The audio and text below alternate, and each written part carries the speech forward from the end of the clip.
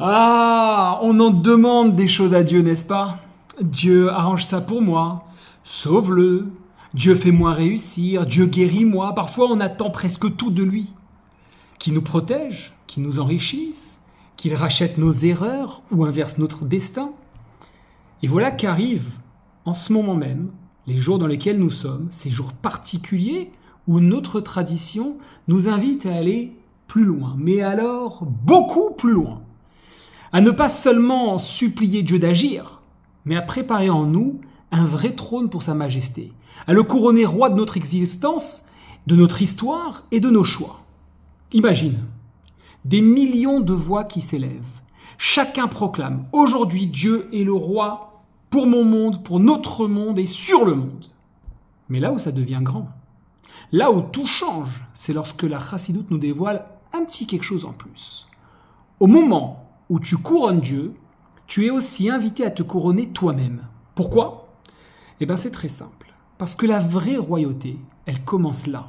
Dès que tu décides de ne plus être le spectateur de ta vie, mais d'en devenir l'auteur, que dis-je, le leader. Laisse-moi te donner la clé avec deux versets, deux psukim, deux sources de puissance.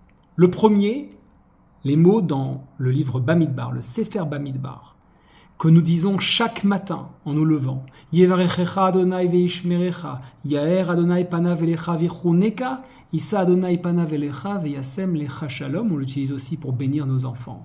Que l'Éternel te bénisse et te protège, qu'il éclaire ton visage, qu'il t'accorde paix et grâce. Ah ben non, pas du tout, ce n'est pas simplement de la poésie. C'est vrai que c'est joli, mais ce n'est pas que de la poésie.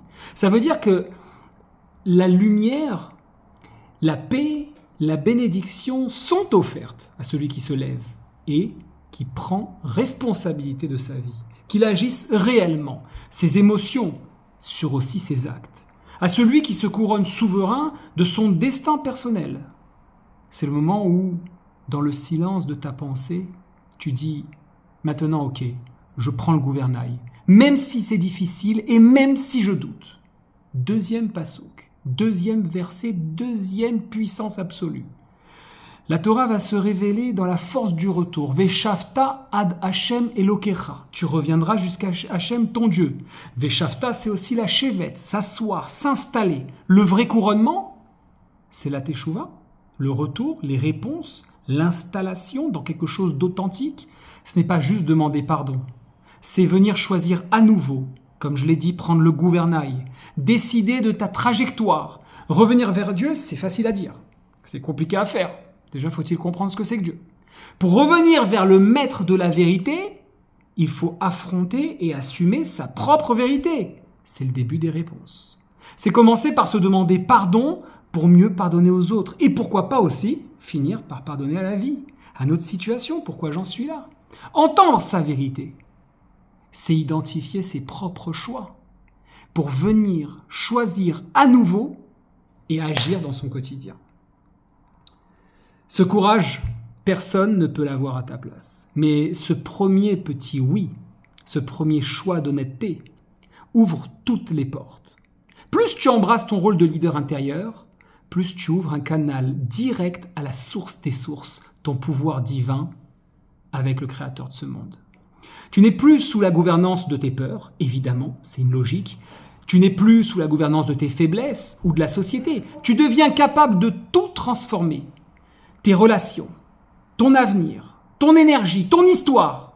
Alors toi, aujourd'hui, quelle décision vas-tu prendre pour commencer à gouverner vraiment ta vie et te préparer à ce jour qui arrive dans 2 jours, Yom Kippour? Vas-tu rester l'esclave des circonstances ou vas-tu oser te couronner toi-même? Prends ton pouvoir, choisis ta paix, offre-toi ta propre bénédiction. La couronne ne t'est jamais refusée, elle t'attend, si tu veux bien sûr la saisir. Cette année, la vraie couronne commence, la vraie royauté, elle commence en toi.